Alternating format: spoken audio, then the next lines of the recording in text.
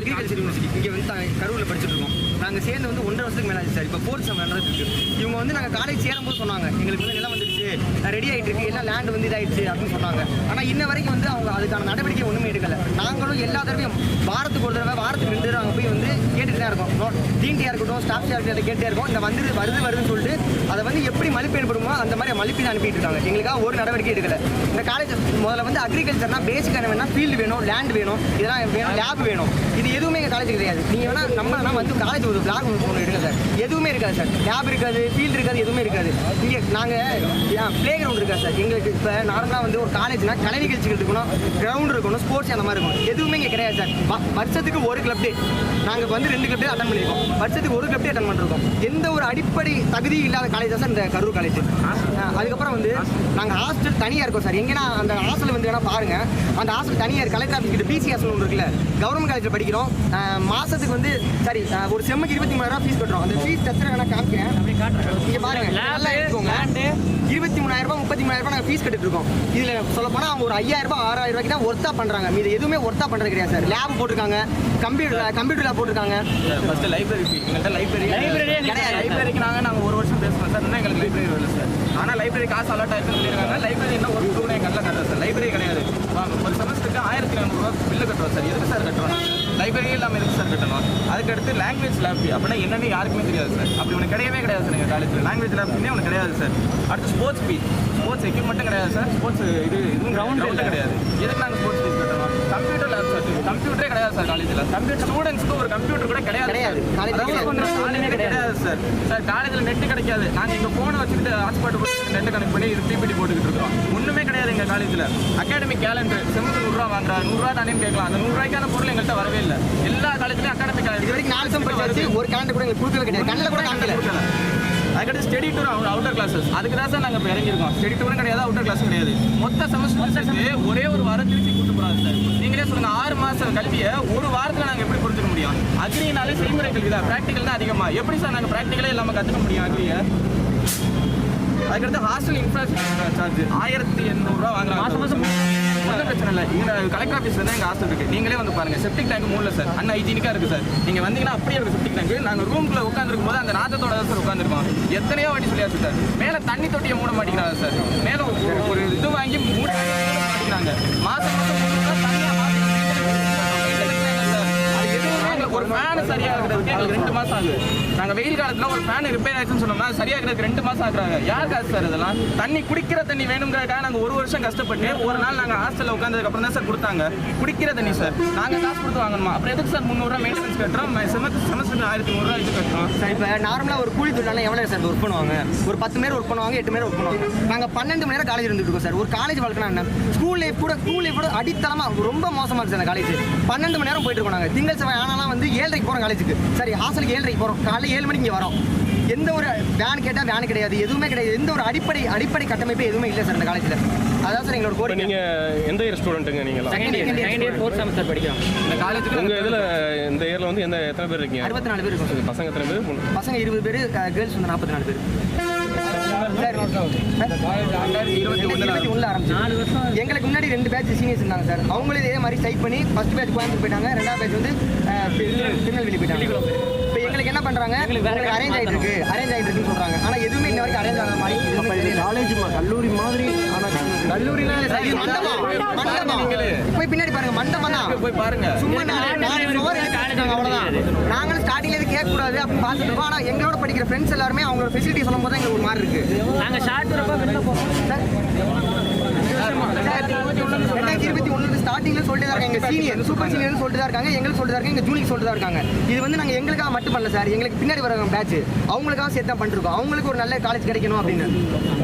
எங்களுமே கனவோட தான் எல்லாரும் வருவாங்க. எல்லாருமே அவங்களே வந்து ஏமாந்து தான் போவாங்க. தம்பி உங்கள் பேர் மட்டும் சொல்லிடுங்க சார். என் பேர் ஜெரோம். உங்கள் பேர்? அகிலன் சார். எல்லாமே செகண்ட் இயர்.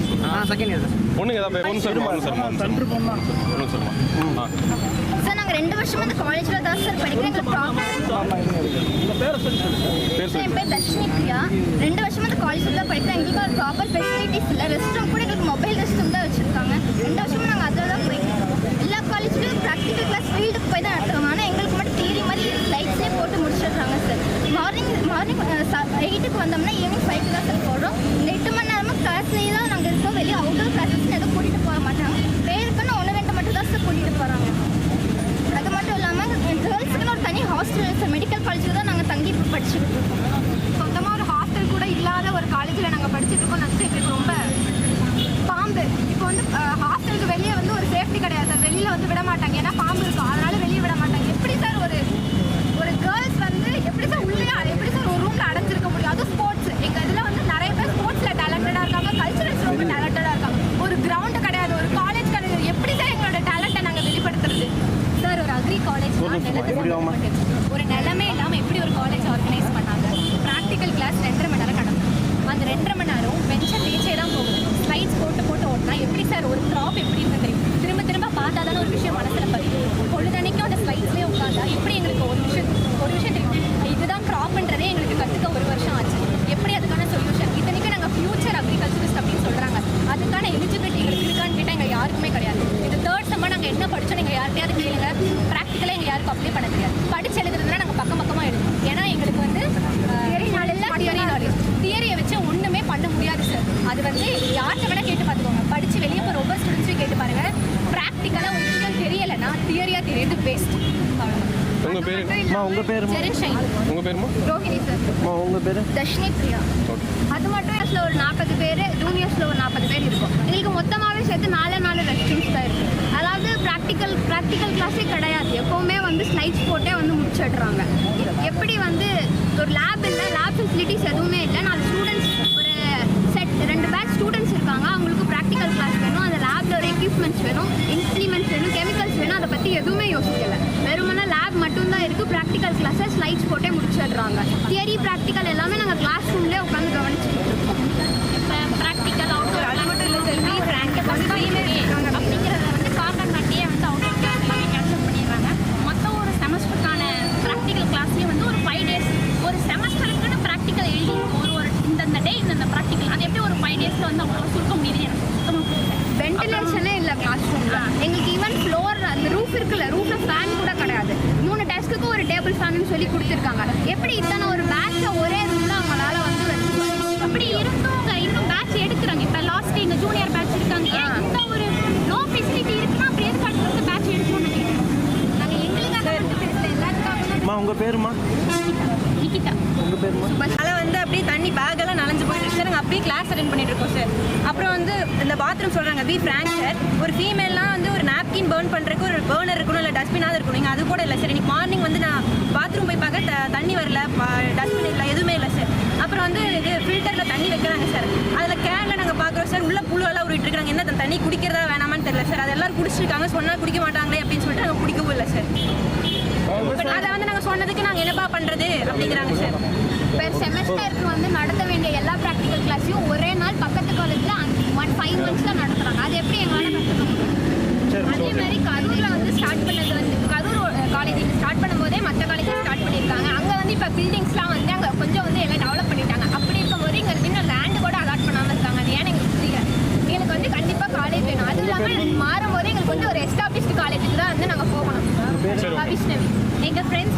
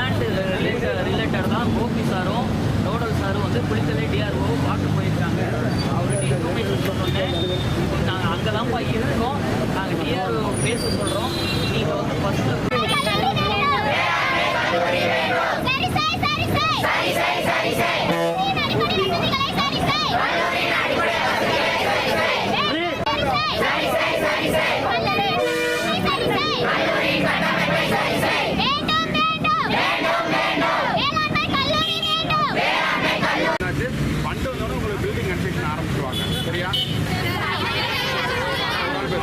சார் ஃபைனல் இயரே முடிச்சிருக்கோம் சார். எங்கள் காலேஜ் கட்டி கொடுக்க 8 இயர்ஸ் முடிச்சிட்டோம். எங்கள் சீனியர்ஸ் எல்லாம் வேறு